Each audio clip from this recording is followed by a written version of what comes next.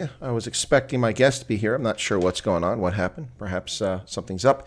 But my guest this morning is supposed to be Braam van Straaten, Springbok number 671, who is a former coach with the Southern Kings, the rugby franchise from Port Elizabeth, which unfortunately on the 19th of September this year folded up.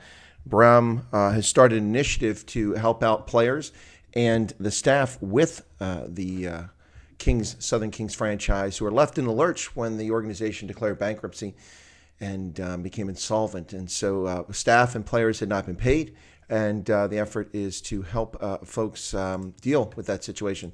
So he's established an initiative called Care4Kings, and Care4Kings is a nonprofit that is set up to raise funds by selling off memorabilia and souvenirs from the Southern Kings franchise.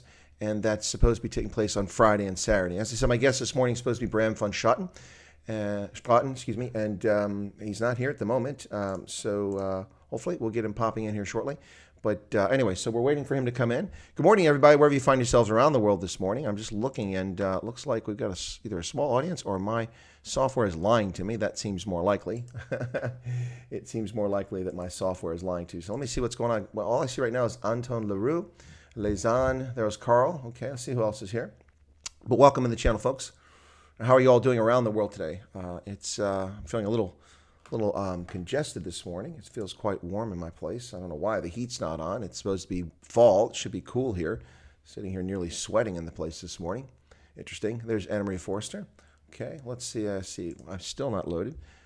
Fought with my computer for about 20 minutes this morning, folks, to get connected. I don't know what the deal was with that, but Microsoft likes to screw our lives up by undermining our software and our PCs on a daily basis and making it very difficult for us to accomplish the tasks that we need to do each and every day. Kobus Janssen van Ensburg, Andre ZN, Jason Letort, welcome. Need support? No, I don't need support. I need Microsoft to quit robbing me of my life. If I could add up the thousands of hours that I've lost because of their hideous software over the past 40 years, I'd probably be about a decade younger. Probably be about a decade younger for what they've stolen from me over the past number of years. But that's Microsoft and their useless software. Anyway, folks, if you're tuned in to catch Braam van Straaten this morning, my apologies. I'm not sure where he's at. He's not here at the moment. I do have my Zoom session open. And so, in fact, if we hear from him, he should be up. I'm just double checking to make sure I sent him the link this morning. I'll just double check that. Yep, sent it to him. So not sure where he's at, but anyway, hopefully he'll be back here shortly. And once he's up, we'll get him on the air. But good morning, good afternoon to folks in Africa on the other side of the world, over there in Asia. But good morning to folks here on the East Coast of the United States. This is Chris. I'm coming to you live from Central Pennsylvania. Gee, lots of news to talk about today, but I wasn't really here to talk about the news on the stream. My beard looks kind of funny there, that little spot there.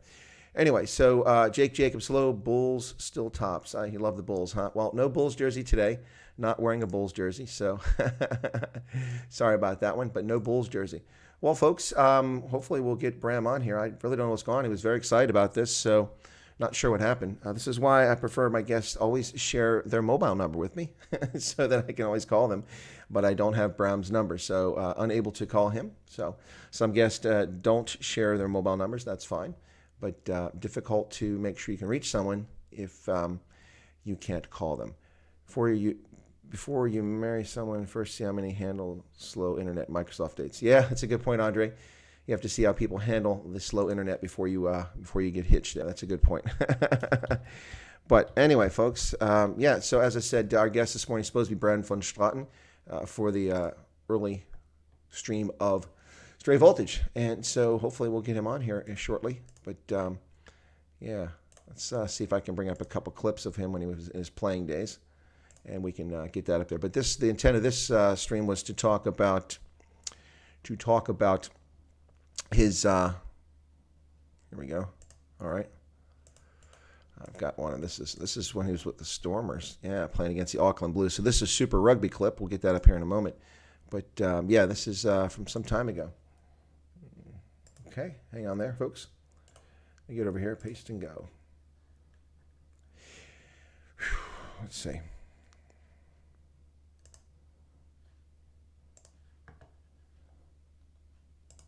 All right, folks, this is from his playing days. Let's see if we can get this one to come up here very quickly.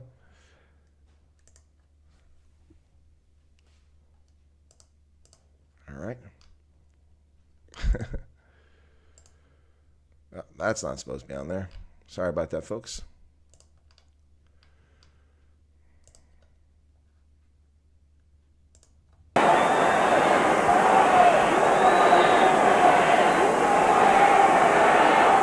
Just 4 points in it then. Just have a look at those statistics of the fly halves with Braam van Straaten really moving the ball down the back line. It's the way that they've played throughout the season, and they're not changing their tactics in this match. They believe there's space out wide and they want to use it. Alan Solomons and Heineke Meyer, along with Bob Skinstad there, know just that they're really in a match at the moment. It could go either way. Territory and possession belonging to the Stormers at the moment. They've just were patient enough in this match. And now there's a quick take off, and Straaten is going to get home. Can you believe it? They've all been caught unawares. There was no indication given that he was going to kick it goal. And really, Robin Brook and his team are going to have to answer for that.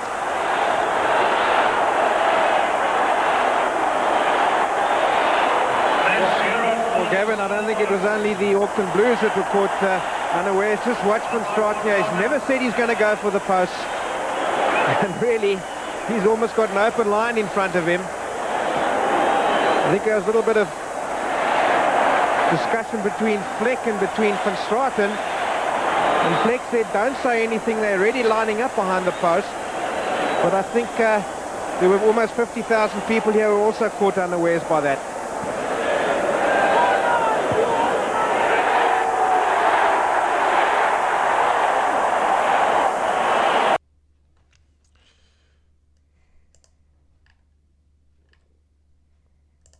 Well, what can we say about that, folks? So many things to say about that particular video. Wow, Braam van Straaten back with the Stormers against the Auckland Blues.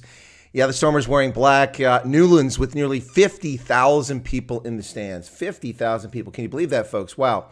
And now we're lucky if we can get 50 people to show up for a Super Rugby match in South Africa.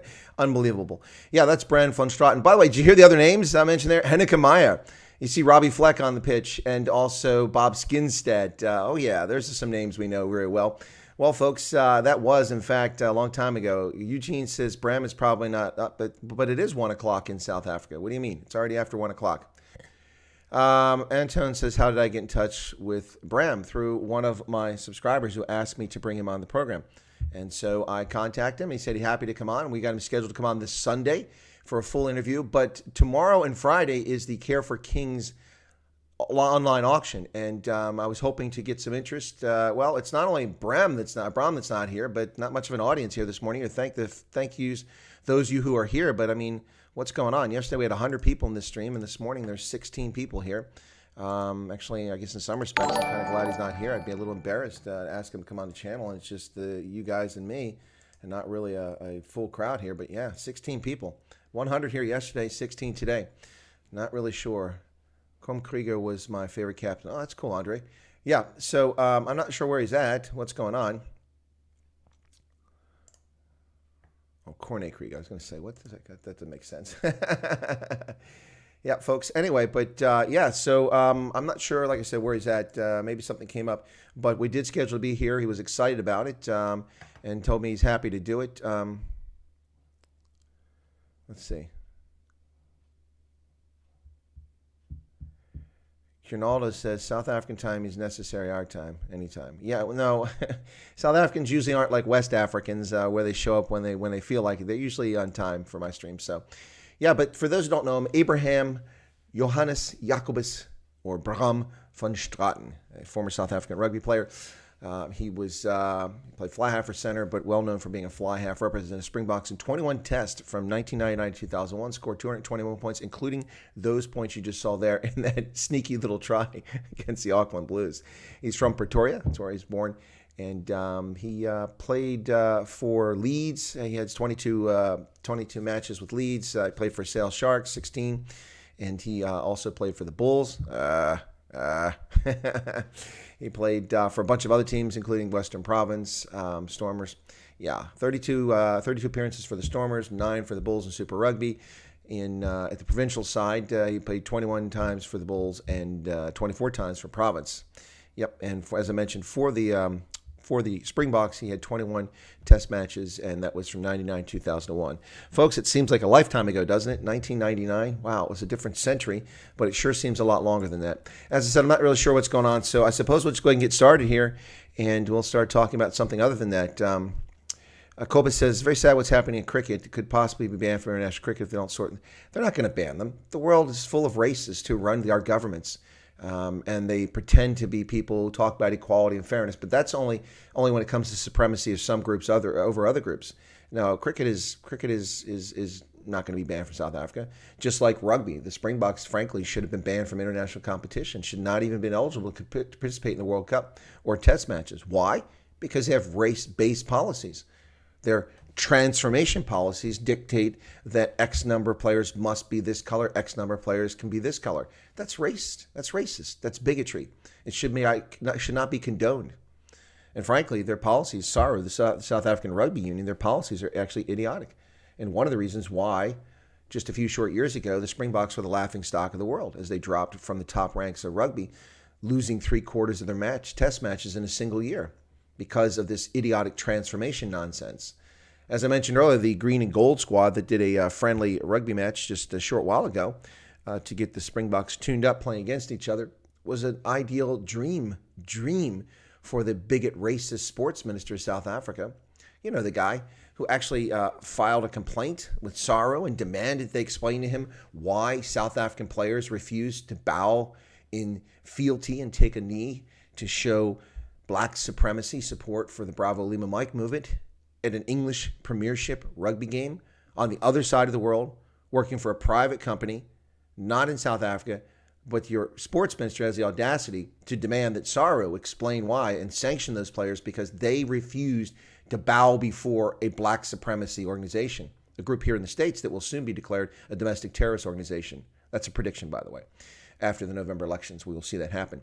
Yeah, and because of that, the sports minister sticks his nose in. No, frankly, the Springboks should have been banned from international competition. And so should your Proteas. Proteas shouldn't be in international cricket competition. Why should sports teams that discriminate against people be allowed to participate in international competitions? They banned the Springboks eventually under apartheid. It wasn't allowed to participate in international sports competitions. They lived in the wilderness for years because of apartheid. Same race-based policies are promulgated by the South African Rugby Union, SARO. Why are they not banned from international competition? Frankly, at this point, the ANC has done a brilliant job of banning themselves. The idiotic policies, the hysteria, their lack of science-based knowledge, their complete faith in muti rather than science. Remember, the ANC sends students to school with passing grades of 30%, and then these students go to university and say things like #science must fall. But that's South Africa, folks. I don't know what to tell you about that. I'm going to check my mail and see if I've heard from Braam. Nope, nothing there. Nothing there. Really not sure what's going on. Well, that's a bit disappointing. But maybe he's gotten caught up trying to get something done in preparation for the auction. But anyway, so let's see what else we got here from folks. Have you seen Robbie Flex mess up against Deion Kaiser, celebrated too early? No, I haven't seen that one, but it does happen. You got to be careful when you're playing rugby. You just can't celebrate too soon, folks. People were at the Tops bottle store at lunchtime. Well, Andre, where were they at yesterday? Yesterday we had 107 people that tuned in for this stream, and the day before we had 97. The day before that we had 110, I think, that tuned in at this time. Not my normal time, mind you, but I thought that people figured out that we were on this week. Koba says, no, the reason for getting possibly banned is because sports minister wants to interfere with cricket. South Africa and the ICC does not allow government interference. Well, obviously, World Rugby allows government interference. I'm talking about World Rugby now. Yep. Hey, Boom Shakalaka, how are you? Lazan says she stayed awake for the stream. Well, my apologies, Lazan. I don't have any way to reach Braam. I don't know why I'm not hearing from him. Again, this has only happened to me twice, actually, folks, where someone has not shown up for a stream that they agreed to participate in. The first time it was with Nadine Hofeld, whose manager promised that she would come on my stream. Early days when I had a rather small subscriber base, promised to come on. I was very excited about having her on the channel because I like to promote Afrikaans music. And then the day before the stream, I went to her Facebook page because she has a Facebook page and she has 92,000 friends or whatever you call people on Facebook. And on Facebook, she had all those folks. And I looked and she did a live stream because it was like it was before her birthday was that day or it was coming up or something like that. And I was like, oh, this is interesting. So I listened to her chat. She had like 100 and 50 people show up on her site, and she has 92,000 friends. At the time, I had 3,000 subscribers, and I was getting 150, 200 people for a show like that. Yeah, so I can match that. But she didn't come on my program. So that was the first time that actually got blown off in that case. Very definitely the case. Nadine Hofelt, as manager, is very disrespectful and rude. She has not had the courtesy to return any of my messages or to explain to me why they left me in the lurch. Very disrespectful, very unprofessional. But I guess celebrities can get away with that. So unfortunate. By the same token, the Kiffness, if you're familiar with David Scott and the Kiffness, the band in the group in South Africa that does parody videos and does some really funny things. About 3 months ago, I think it was, I wrote to them, or 4 months ago, and asked if they'd come on my program before they went on anybody else's program in South Africa. And they sent me a polite email and said, sorry, but we can't, we're too busy right now. We don't expect to be available anytime in the near future. And now I watch them going on channels where people have 1,000 subscribers in South Africa. So that was very rude and disrespectful and dishonest. On Joe Emilio's stream, I saw them, David said that, no, he'd be happy to come on my channel. Not really. You guys told me you're too busy for my channel. So that's when I had far fewer subscribers. But anyway, so yeah, usually people show up. I think in Braam's case, there must be something going on. Must be something up. As I said, he's got a lot going on with the preparation of the Care4Kings. So let's go ahead and talk about that. Braam's not here, but I'll talk about it. Just need to switch over to different browsers so I can see what I've got put on the screen here, folks. So give me a moment. Let's see. I've got it here. Here we go. All right, this is it. So if you're looking for Care4Kings, it's actually kind of hard to find, folks, because that URL is not going to get you what you want. So let me help you out with this, folks. This is the URL if you want to check it out. If you want to go register for the online auction that takes place on the 16th, which is tomorrow, and the 17th. They're auctioning things off. Included in that will be Braam van Straaten's coveted Springbok green blazer. That will be available at the auction online. So that's tomorrow, folks. Anyway, and Friday if you want to do it. So this is an effort to raise money for the players and the staff who were just left hanging. Like many businesses driven, now I can't say that the Southern Kings are driven out of business because of the National Coronavirus Command Council and South Africa's government. That's definitely not the case. But because this franchise has had trouble for some time, attracting fans to its stadium, winning games. It's had financial difficulties for a long time. So perhaps the COVID is the final nail in the coffin that put this franchise under. But whatever the case is, we have players and staff who simply weren't paid, so they're left hanging. So Braam decided that he would do an online auction to auction off their memorabilia. Well, Carl, yeah, rugby isn't big in PE, I agree. But that that is the case. Well, you hardly ever saw any fans at their stadium in their games, so that's true. Liaison says she would have stayed awake even if it was a random stray voltage. Well, thank you, Liaison. That's very kind of you to say that. But I think a lot of us were excited about Braam coming on and talk about this. So a bit disappointing. Also, catch him a bit off guards because even in circumstances like this, normally I'm ready to talk about other events and news and just ready to get rolling. But I was really focused on this situation. So let me go ahead and bring this up for you guys, and you'll be able to see it now. This is the website online for this Care4Kings site that I'm talking about. So here we go. There we go. There we go. Okay, Care4Kings. You see the C4K up there. Hashtag Care4Kings. This is an effort to raise funds through an online auction for players and staff from the Southern Kings rugby franchise, which is now insolvent, folks. Went bankrupt here on September 19th. So you can register and log on. You set up an account here, and then you can go ahead and bid on items. But let me see if I can play this video here very quickly for you guys.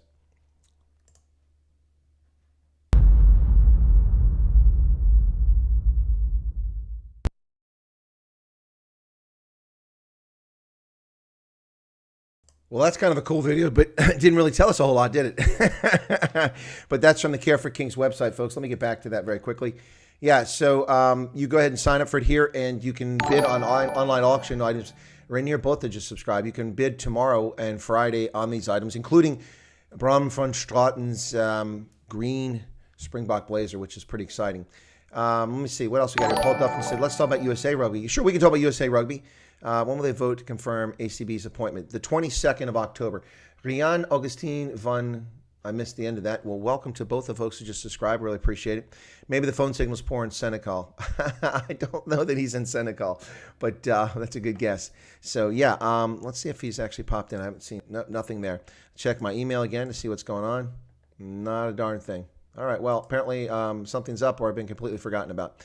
It's all right. Not the first time. Left on guard duty once in 1985, January 1985, wintertime, near Gießen, Germany. Sent out on a 2-hour guard shift and left out for 14 hours in the cold, sub-zero temperatures. Forgotten about, just left in the cold. So always a good reminder whenever I start to get too big for my britches that I was so unimportant that they left me to freeze to death in January 1985 on a winter reforger. That's return of forces to Germany. Reforger. On says, I'm here in Nelson Mandela Bay. Yeah, no, people are poor in Nelson Mandela Bay. They're all over thanks to the African National Congress's useless governance and its race-based policies intended to destroy the economy so that all South Africans live in impunity and in poverty and impoverished, and they become wards and serfs of the state. The ANC would be thrilled if they hand out SASSA grants to all South Africans except for cadre. That would make them very happy. I guarantee it. Oh, is that sarcastic? Just a little bit, folks. Just a little bit of sarcasm for me this morning here. The 15th of October, ladies and gentlemen, where did 2020 go? We've been robbed. We've absolutely been robbed, folks. What the heck? Have you developed a cough? No, Paul, I haven't got a cough. What are you talking about? Stop the nonsense. Cough. I've got a cough. What are you talking about? The Bulls are never poor. There's a difference between being poor and having no money. Ah, Andre, good point. Good point. Good point. Well, poverty. Women's rugby is excellent. Yeah, Paul, I think women's rugby is pretty awesome. Unfortunately, the game is being messed with by World Rugby. World Rugby made the idiotic, politically correct decision to rename the Women's Rugby World Cup the Rugby World Cup. So now we have the Rugby World Cup from World Rugby every 2 years. So you have to check the calendar to make sure what year it is, because it will not be the Women's Rugby World Cup. It will be the Rugby World Cup. And of course, you know, the 3,000 of us who show up at the Women's Rugby World Cup will be like, why don't you just call it the Women's Rugby World Cup? It was clearly defined. It was easy to market, and it was a success. In fact, the best of the Women's Rugby World Cups was the last one, which was in Ireland in 2017. I was there in Belfast. I was attending games, watching England and the All Blacks and the USA, France, and others play. It was pretty good. Took place in Dublin and in Belfast, with the finals taking place in Belfast. I didn't get to Dublin, but I was in Belfast. Quite interesting. The 2017. I was also at the Women's Rugby World Cup in 2014, which took place in Paris. That one was okay, but the attendance was lame compared to what took place in Ireland. And but as usual, World Rugby, which used to be known as the IRB, the International Rugby Board, renamed itself World Rugby, which was a dumb move. IRB was a long-established and iconic name and acronym, and they became World Rugby. Who says WR? Nobody says WR. IRB? Yeah, we know what IRB is. NBA, NFL, Premier League. Anyway, yeah, so World Rugby, which has a very bad habit of having poor strategic communications, playing political games, politically correct by calling it the World Cup. It's not the World Cup, it's the Women's World Cup, and denigrating women by taking women off of there. So, yeah, but women's rugby is pretty awesome, whether it's sevens or it's 15s. But the U.S. is a power in women's rugby. We're a top 4 country in women's rugby, doing far better than when men do when it comes to rankings. But, of course, there's far fewer teams to compete against. But also it's a much younger game, women's rugby. But the USA Women Eagles with Alev Kelter, Naya Tapper, Chris Thomas, lots of exciting players on that squad are quite amazing. Of course, that's pretty much the same players who play sevens for the USA. So they're also a top sevens team too. The USA Women Eagles are really amazing when it comes to rugby. Really something. I had Sarah Saul, a guest on my program, who was a women's rugby player, coach, also involved in men's rugby, certainly after her playing days. But she's does a lot of stuff. She's been a guest on the channel. She'll be back on the channel. We'll get her on. We'll talk about women's rugby in general, if that interests people. But I don't want to have say, oh, look, we'll get a guest on here and 5 people show up to talk about it. I was a little bit disappointed when I had her on because the audience, in my view, was far too small for such an interesting topic and a fascinating guest. But I don't like to bring guests back when nobody shows up for the stream because people like to see people tune in. Gareth Mason is here. Where's Gareth? Gareth, don't sweat it, man. I'm sorry, but I have to disappoint you, Gareth. I know that Gareth is a massive rugby fan. The guy is huge. He's huge. It's like Paul Bunyan rugby. He's huge. Gareth has got a great program of his own on his channel. I didn't put a link in because you weren't my guest today, Gareth. But my guest today was supposed to be Braam van Straaten to talk about the Care4Kings initiative to raise money for the staff and players of the Southern Kings, a franchise that was liquidated on the 19th of September. It's bankrupt and no longer exists after an 11-year existence in Port Elizabeth. Very sad to hear. But Gareth Mason's a massive rugby fan and quite a great commentator. Gareth is here. Welcome, Gareth. In fact, Gareth, I'd have to ask you to call in, man, on Zoom session. Since I don't have Braam van Straaten, and if he happens to call in, then you might find yourself on a call. The three of us there, Gareth. If you want to join me, and we can talk about rugby very quickly with Gareth. If you'd like to call in, Gareth, I'll send you the link. Just let me know. But Gareth has been a guest on the program, and we've talked about me going on his program to talk about rugby. But let's see. Andre ZN says, best center combo for me was Trevor Halstead and Andre Sneeman. Well, I had Andre Sneeman on the channel. He was the first Springbok I interviewed, Springbok number 636, if I recall correctly. Kobus says, just wanted to inform you of a spelling error in the streams. Okay, what's the spelling error? Okay. All right, let me go see what the spelling error is here. Okay. I don't see any spelling error, but it doesn't mean there isn't one. So let me go see what we're talking about here. What are we talking about as far as errors? Okay. Online auction for this. Oh, SUTH, no? SUTH, Southern Kings. Oh, with. Okay, well, I don't think that's what's keeping people from coming. Thank you, guys. I don't think that's what kept people from showing up for the show today. And I don't think that that's why we don't have Braam. I suspect Braam, as I said, is probably tied up. He's got a lot going on with this online auction, which is tomorrow and Friday. Hopefully it will go well. But anyway, so SA cricket might be banned. Well, it should be banned. The behavior has been reprehensible from the cricket players, from rugby players in support of cricket. There's just lots going on there. OCD. It's not CDO. It's not OCD. Obsessive compulsive disorder doesn't explain a typo. I think diversity in topic is good. Sure. We're talking about rugby. So what do you want to talk about? Yeah, Gareth, I'm sorry he's not here, but like I said, he hasn't shown up. But Gareth, if you'd like to call in, you're welcome to call in. We can chat if you're able. I don't know if you're sitting someplace you can call in. I would love to, but unfortunately I'm stuck in the office and not allowed to. Oh, yeah, it's fine. Yeah, can't do personal things. Not a worry, Gareth, but thanks for trying to pop in. Yeah, very disappointed we don't have him this morning, but let's keep talking about Care4Kings, this initiative that he's doing. Eugene Karata says, are you going to support the Cheetahs if they come and play in the American League? Yeah, I'll support the Cheetahs if they play in the U.S., absolutely. I've never been against the Cheetahs. I've always liked them. The problem with the Cheetahs is that they don't know what defense is. It's like just, okay, nobody stand on the pitch when the other team has the ball. Now watch them run down and score a try. Okay, now everyone off the field, your turn, run down and score a try. Watching a Cheetahs match is like watching a 100 to 97 rugby match every time. Very exciting, but defense is alien to the Cheetahs, and it seems to be consistent over time. But the Cheetahs have had some players I really enjoyed. Sauro Pretorius used to play there. And, of course, Willie LaRue famously played for the Cheetahs. And that was the salad days when I actually enjoyed the Cheetahs, and I was kind of a fan. I don't care for Bloemfontein. It's a disaster of a town. But the Cheetahs are interesting, and they've had some great players over the years. I've really enjoyed some of the rugby. But I always know that when I watch a Cheetahs game, it's not going to be one of these boring, 15 to 12 kick fest. There's going to be some wide open running on that pitch. The Cheetahs are like that. That's just the way it is. All our great Proteas should just go play overseas for franchises for 10 cents. Well, Anton, that makes sense, but then what happens? How do you get great players if they're never playing for the national side? Whoops, sorry. Oh, look at that. Gareth and I agree. Sauro Pretorius, one of my favorite players. Yeah, I love Sauro Pretorius, man. He was awesome. And then the two brothers, Robert and is it Robert? What's the other one?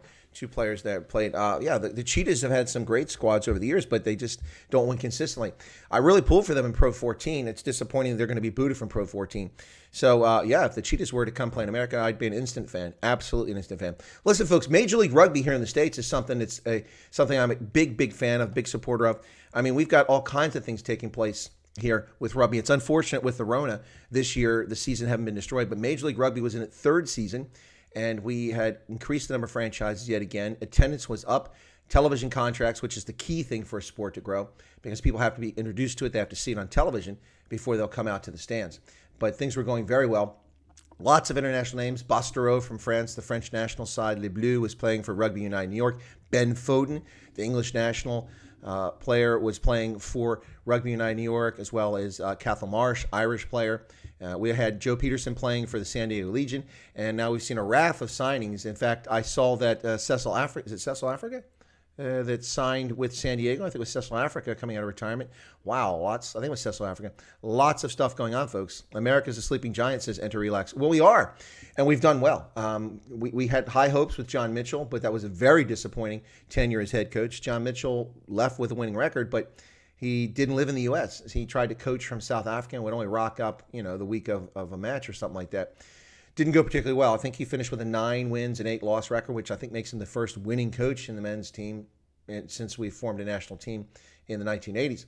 But then Gary Gold came along. Gary Gold, unbelievable out of the gate. The USA won all of its test matches a couple years ago. Now, in the season in 2019 leading up to the Rugby World Cup, it was disappointing. The players didn't perform as well as they had the previous season. And we had not won anything in international rugby competition in 15s since the 1924 Olympics. USA was the reigning Olympic champion until Rio in 2016. We had won in 1920 and 1924. We won the gold medal in rugby when 15s was played at the Olympics. But we had not won anything in men's rugby from then on until we won the America's Rugby Championship, a competition organized here in the Western Hemisphere with teams in South America and North America, the Canadians, the U.S., Brazil, other teams that play Argentina with their Argentina 15s, not their first team. And the USA won that a couple of times back to back. We won the America's Rugby Championship, so we won a couple titles there. And the team's really improved. We have a lot of talent on our team, and I don't think we even always pick the best players for that side. But our performance in Japan was very disappointing, folks. I'm sure it was for the players and also for USA fans. I was at USA games against England. Didn't expect to win, but they played very well. They did a really bang-up job against England. They were impressive. They lost badly, but the way they played was really good. They played above themselves for a good part of the game. Against France, France was nervous. You should have seen the fans. I was in the stadium at the game against France, and they were nervous all the way up to about the 60th minute. They were wetting their underwear, wetting their nappies, worried that the Americans might pull off an upset and beat them. A couple mistakes, missed tackles and tries, but against France, we had France on the ropes in Japan.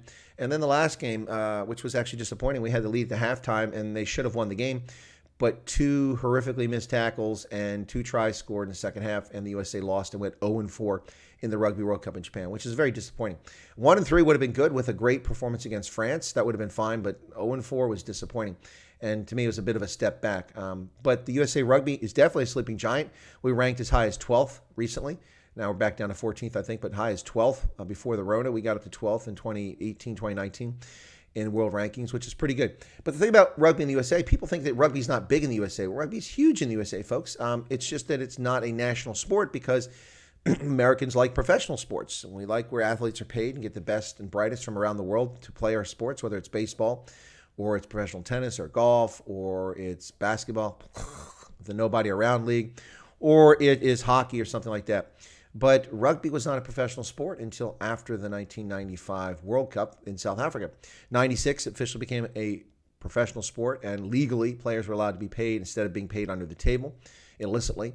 And since then, the game has grown internationally. But the USA wasn't really involved in that. We didn't have professional rugby.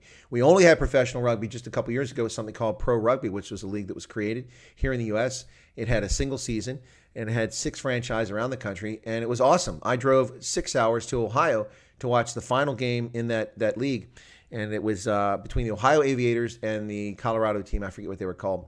There was no championship because just 6 franchises, but based on the rankings performance, essentially that was the championship game. And Ohio played, and they scored a try at the end, and if they had kicked the conversion, they would have had the points to been the overall champions, but they didn't, so they came in second for the league. But fascinating, fantastic game.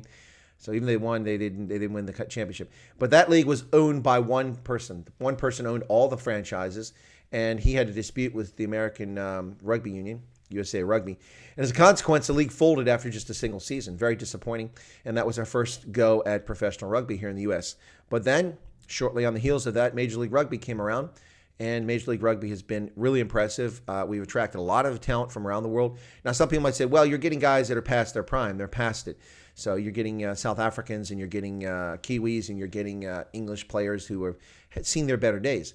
Well, yes and no. I would argue that a national side player who's 31 years old and still playing for the national side that comes to the U.S. like Ben Foden is not past it. And Ben Foden has played brilliantly here for Rugby United New York and lots of other names have been signing. It's been quite impressive. Now there's going to be a franchise in Hawaii that's sponsored by a group of All Blacks that's going to be part of Major League Rugby, and the league has been growing.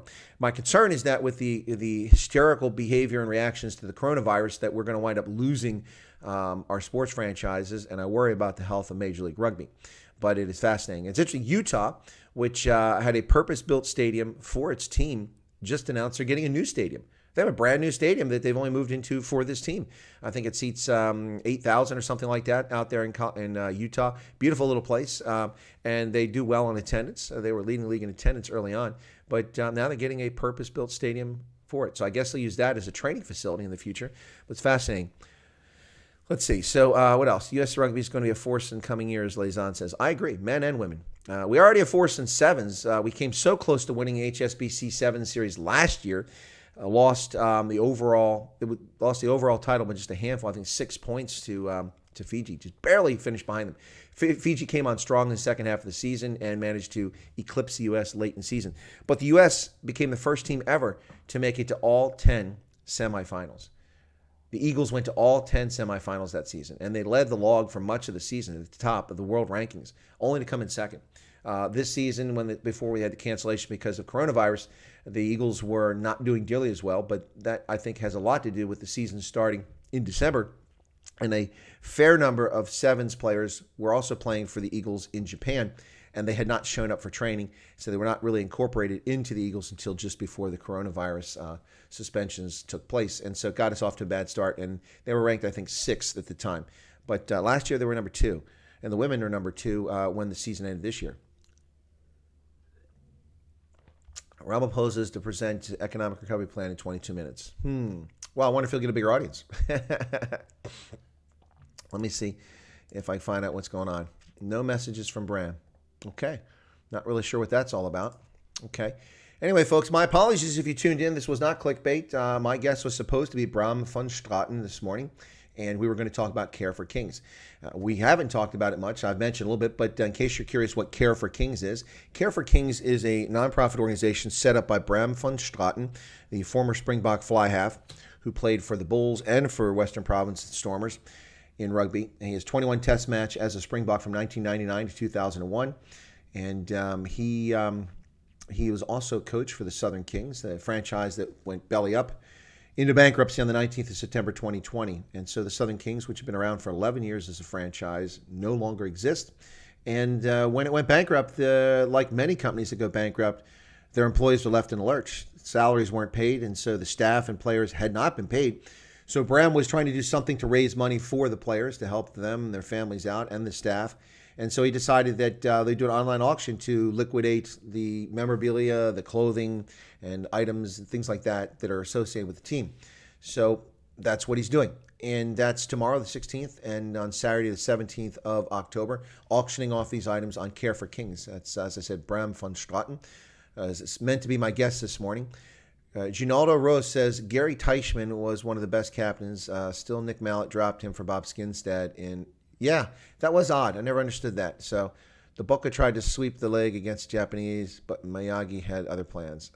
Are you talking about Brighton? I'm at Brighton in 2015. You want to see my ticket for that game? I'll show you my ticket for that game. Brighton against the Springboks in Japan. What a disappointing day that was. But what a fantastic event for rugby. It was brilliant. The Japanese, the Brave Blossoms defeating the Springboks, slaying the Springboks in Brighton. That was a moment, an epic moment for rugby. Kobe says, Anton LaRue, yes, CSA has time until 27th October to give the minister a reason not to intervene. He already sent the International Cricket Committee a notice letter that he will intervene if it doesn't give him a good reason. Well, that's a good point. Well, I don't know what's going on with that. Now our Minister of Sport wants to jump in this mess things up for the Proteas. Your Minister of Sport is a bigot, and his bigotry has been on display for a long time. He is vile and has no business being a government official, let alone a minister representing. Minister of Sport. I get a kick from the rest of the world. What's with the rest of the world? Minister of Sport. Why do you need a minister for sport? Sport is a private activity. It's something that people do on their own. They organize themselves. Minister of Sport. It's ludicrous. Here in the United States, we don't fund our national sides. The government doesn't provide money for the Eagles. The government doesn't provide money for our Olympic athletes. That's raised by private funds. We have things like the USA Olympic Committee. We have the USA Rugby Union, which is a private enterprise, and people donate money. I donate money to USA Rugby. In fact, all of my Amazon purchases, there's a tiny percentage. When I buy something on Amazon, it goes to support the USA Rugby. Not to the Rugby Union directly, but the USA Rugby Foundation, which provides money for a broader set of USA Rugby. Yep, Hendo's here. Welcome. Where you been, Hendo? Carl says, we have a team that goes to all finals and never wins, the Sharks. No. You mean all finals as in they've gone to every final, Super Rugby and Curry Cup. Yeah, but they don't go to every final. Maybe you weren't saying every final. Yeah, well, the Sharks, I'm not a Sharks fan. I've been to the stadium in Durban. They play in this old rugby stadium, and right across the street is this gorgeous purpose-built soccer stadium, which would be really cool to watch rugby in, but they play in Kings Point. I'm not really sure why. But anyway, yeah, I've been there, and I've made the mistake of going to an afternoon game and sitting on the east side of the stadium because that's where I can get a ticket. And you find out that if you're pink like I am, that is a bad idea, particularly in summertime, because you simply become a lobster and get boiled in the sun because there's no shade there, and the sun, as it dips down away from the stadium, burns you in the meantime. So I was there for the Cheetahs and for the Lions most recently. Not the Lions, the Cheetahs and the Sharks most recently. And it was a good game. I enjoyed the game, but I got fried, got burned very badly. That's where I picked up my my Sharks jersey, which I'm not wearing today. And yeah, it was all right. But I was kind of a Sharks fan when Bismarck and Yanni Duplessis were playing for the Sharks. I'm a huge Bismarck Duplessis fan, one of my favorite all-time rugby players. Somebody here on the channel promised me that they knew him, and they would get me in touch with Bismarck Duplessis and ask me if I want him to be a guest on my channel. You darn skippy, I'd love to have Bismarck on the channel, but I've not heard back from that person.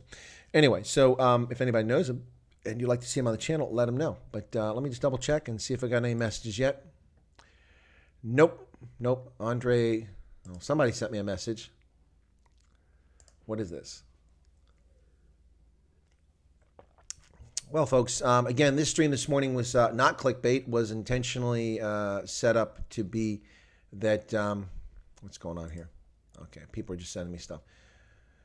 I'll look at that later. Okay, so yeah, this was supposed to be Braam van Straaten be on this morning, talk about Care4Kings, which we've talked a little bit on our own without him here. But let's see what else. Sweet Caroline will be on repeat at ABSA. Oh, yeah, that's that's great for sevens, man. When they start playing Neil Diamond, Sweet Caroline, that is awesome rugby. Do they play rugby in Mexico? They do play rugby in Mexico. It's not particularly popular. Emil Thert, case dropped against a teacher who identified himself as African. Yeah, well, I was going to make a video today about that. In fact, I still probably will. But thank you for mentioning that.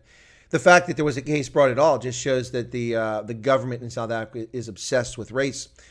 They constantly whine about apartheid, but then they practice the same sort of race-based legislation that existed under the National Party, has been implemented and promulgated by the African National Congress, a Congress that claims that it believed in the Freedom Charter, 1955's Freedom Charter, and espoused the views of the Freedom Charter, while they hoodwinked South Africans into voting for them and then turned South Africa into a racialized society, blaming apartheid all along.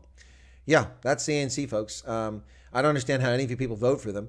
They don't deserve any votes, but they got 10.5 million votes in 2019 from South Africans. People are either deluded or ignorant or complicit in the corruption, state capture, theft, racialization, and hatred that the African National Congress has spewed against minorities in particular, but all South Africans in general. National Party birthed the monster, says Paul. I'd have to agree with that. Birthing ANC has turned out that way. No doubt about that. I can't disagree with that one. So, yeah, folks. Well, those who are here obviously must be rugby fans, or they're just really devoted Chris White Africa fans. Whatever the case is, thanks for tuning in this morning. I really thought, Paul, why are you concerned about my health? Paul, you're going to get deleted. Why are you concerned about my health? It's 7 o'clock in the morning. I just got up. I have asthma. I've had asthma since I sat next to burning oil wells in Kuwait 30 years ago. Sometimes I'm congested in the morning. Why are you worried about my health? Thank you for your concern, but that's the third time you've mentioned that. Why are you talking about that?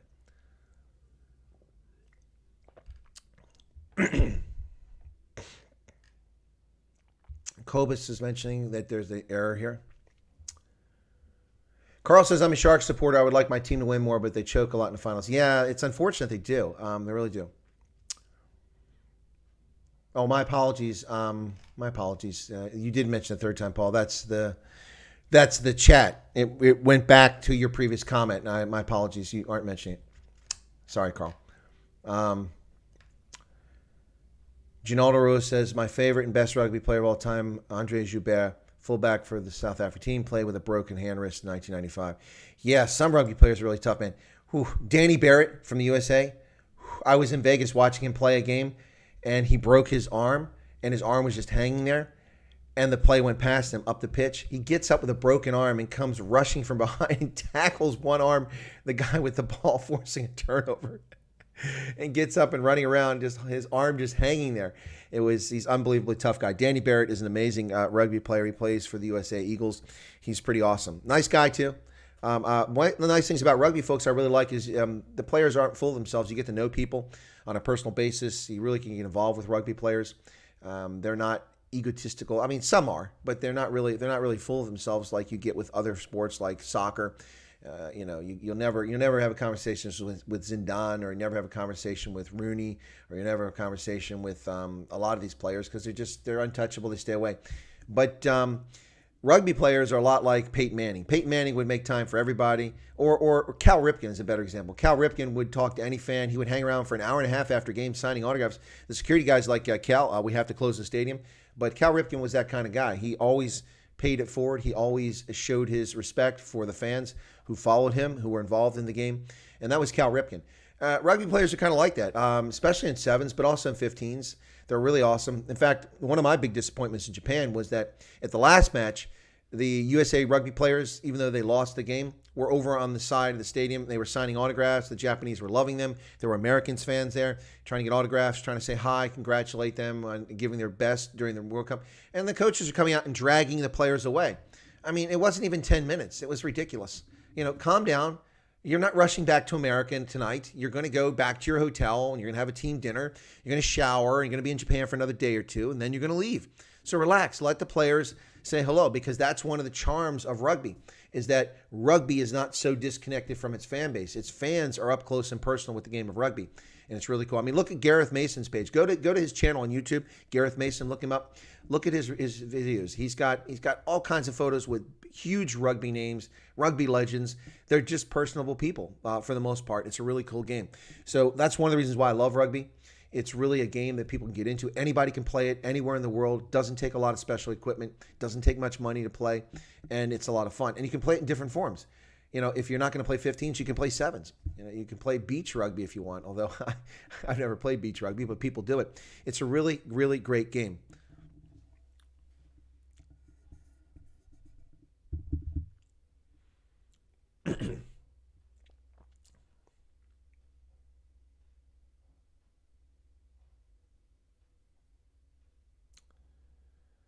Don't know if I missed it or if you missed the chat. What are you asking about, Anna Marie? You haven't got a comment there. Sorry, I'm reading comments, and Anna Marie says, "Don't know if I missed what." There's no comment from you in the last several minutes. This is again top chat. Maybe I'm wrong. I set that for all chat, and then it went back to top chat on me. Oh, Andre's working on Bismarck. Okay, all right. Thank you, Andre. Daniel Clark. Hi, Chris from White River, South Africa. Thank you for support, SA. You're welcome, Daniel. And my apologies, I'm missing the chat here, folks. I set this thing for live chat, and it's doing just the top chat, so I've missed some comments. Let me go back a little bit here and see what people have to say. Okay, I saw that. Okay, and Kobus is talking about cricket. That's fine. What type of game do you like, Paul? Are you asking me, Paul? Andre says, we tried to play American football once in school. That's when Madden games came out in late 1990s. Only ended in fights. Protective gear is a must with those rules. Why are the Canadians not big in rugby? Well, rugby is big in Canada. Yeah, the Canadian side actually was the best North American side for years, but the USA has surpassed them in the last few years. Yeah, so it's just a recent development there. But yeah, Canada, rugby is big in Canada. It's one of the reasons why the why the sevens takes place in Vancouver. It's hugely popular, and the women's sevens takes place out there on Victoria Island, so right next to Vancouver. Both of those things take place in Canada, and the Canadians do like rugby, but hockey is the national sport in Canada. That's what they really get into. Anne-Marie says, did you give a cell number but no invite to WhatsApp group yet? Couldn't WhatsApp, so I emailed you the link for Ramaphosa. Anne-Marie, you gave me a cell number where? In an email message, and I haven't invited you. My apologies. I saw that Olaf, I had not invited him. I found a message from him. It was like 10 days old. I had never seen it because it was hidden in my email. So, Anne-Marie, you sent me your email, your phone number in an email. Is that what happened?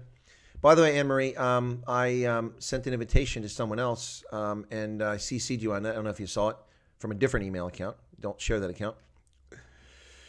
Okay.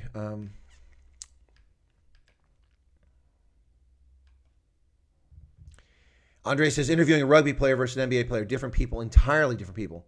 Yep. Andre says, in one of our KZN clubs, there's a portrait of a player in the bar. Apparently not too great, but his testicle sack was torn off. What? Okay. Oh, that's scary. Daniel Clark says, Canada almost beat us in the 95 World Cup. Canada was great in the early World Cups. They did very well. They performed very well in the first couple World Cups. Do they like rugby in California? Oh, Paul, they absolutely love rugby in California. It's massive. There are certain places in the United States where rugby is huge. Club rugby, and that's what I need to clarify. Rugby has been huge in the United States for a long time, folks, but at the club level. It wasn't professional. I didn't finish that conversation earlier. It's been popular for a long time. We have a fantastic club system in America and hundreds of thousands of registered rugby players and a lot of players play at university. But for decades, those university teams have been club sports and not varsity sports. The difference being is a club sport is allowed by university. You're allowed to use the university's colors. You're allowed to associate with the university as long as the students are the ones playing, but you are not funded by the university. So for instance, when I was at Ohio University, when I was undergraduate the first time, and then I went back several years later after being in the military, and still was the case. And then I taught at Iowa State another decade after that. And over that 20-year period, Ohio University was almost always the number one or number two ranked team in the nation in club hockey. They were just that amazing. Of course, there are a lot of Canadians on the team, but that was a club sport, so it wasn't varsity. So the university didn't own the team, but they were affiliated with the university, and they had to raise their own funds.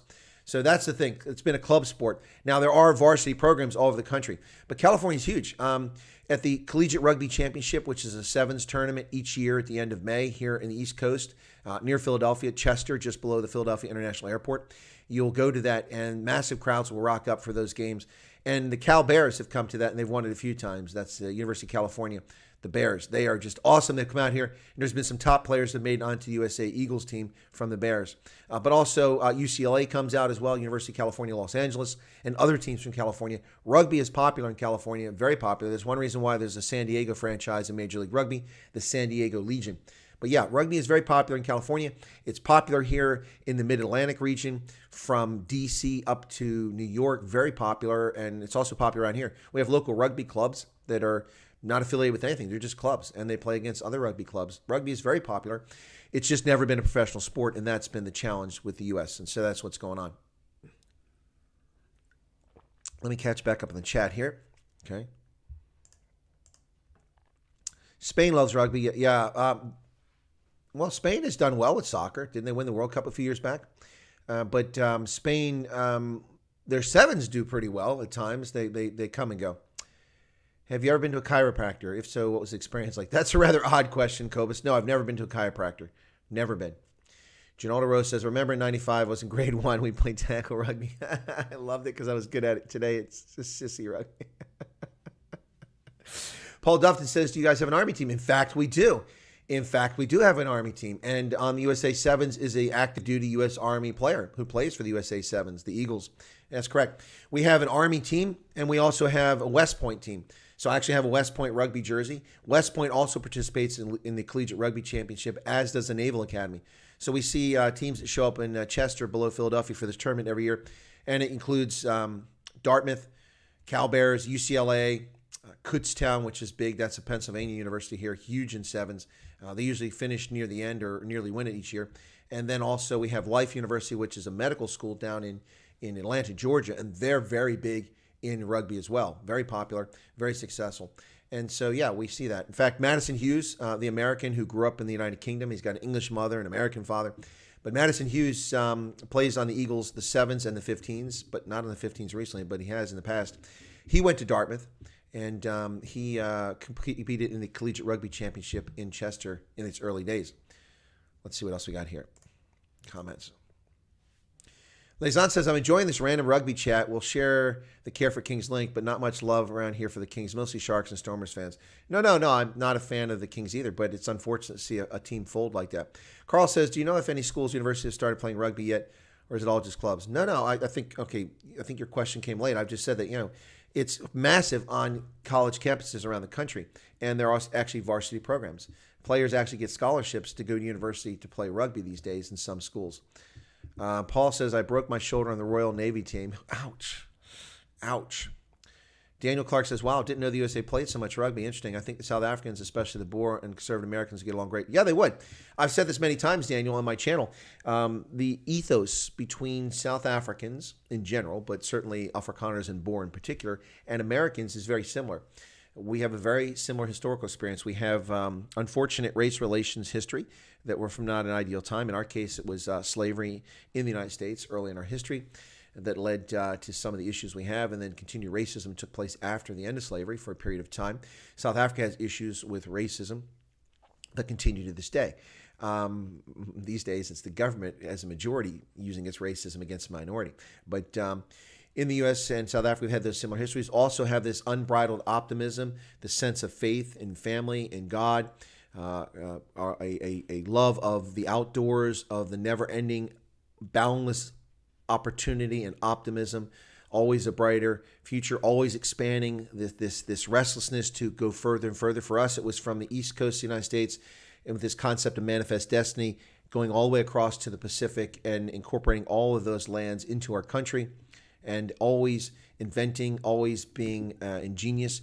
Necessity is a mother of invention here in America. In South Africa, when they were banned from activities around the world, necessity was a mother of invention, taking the Rip-and-Trope or the Rip-and-Trope process and converting coal gasification to produce petroleum fuels for South Africa in the midst of blockades, developing the world's best artillery system with the G5 and G6, developing the Rooivalk attack helicopter, also the world's first heart transplant by Christian Barnard back in the 1960s in South Africa. South Africans are like Americans in many ways. There are very many similarities. South Africans' love of sport is the same sort of thing we share. Both people love freedom, says Daniel. Absolutely true. Both fought together in World War II. That is correct. And Andre says Indians don't play rugby or soccer, but boy, they're great in cricket. That is true. Absolutely true. Hey, Gentlemen Inflatables. All right, lots of people disappearing here. Why is that? Wow, the crowd is shrinking. And Paul, why are you talking about the Huguenots? Where did that come from? Yeah, Carl says question came as I was discussing. Yeah, that's what happens. The chat sometimes, you guys, I mean, when I watch a stream, the chat's, it looks like it's live, but oftentimes it trails what's actually being said in the stream. It's a little frustrating for guests and for those watching the stream, and also sometimes for the host, because you're like, why are you guys talking about this? I already talked about it. Anyway, folks, but listen, my apologies. I don't know what happened to Braam van Straaten. It was not clickbait. He's supposed to be here. I'm just going to check my email and see if he responded to that yet, but I have not seen him. So, yep, it's not here. He must have had something come up. I hope he's okay. But, yeah, it's South Africa, so when someone doesn't show up, I always worry instantly. But, folks, I'm going to have to drop it here. It's now 8 o'clock. I have to get over to the Army War College today. There will be a Night Owls edition tonight. Maybe Braam will come up for that later, and we'll talk about it. But I'm not sure. But this weekend, I will have Earl Weber. Earl is a Jamaican immigrant to the United States who is living in California, in Los Angeles. He is a candidate for California's 37th congressional district, a Republican running in a heavily Democratic district, which includes Beverly Hills, by the way, folks. So he'll be on the channel. If you hear the nonsense about Donald Trump doesn't like immigrants, well, he likes Earl. Earl's a Jamaican immigrant. He's a real Jamaican, not like the fake Jamaican, the fake African-American, the fake Indian American. You know who I'm talking about, Kamala Harris. Yeah, so he will be on the channel this Sunday, and that'll be at 13:30 Eastern Standard Time. So that makes it 19:30 in South Africa.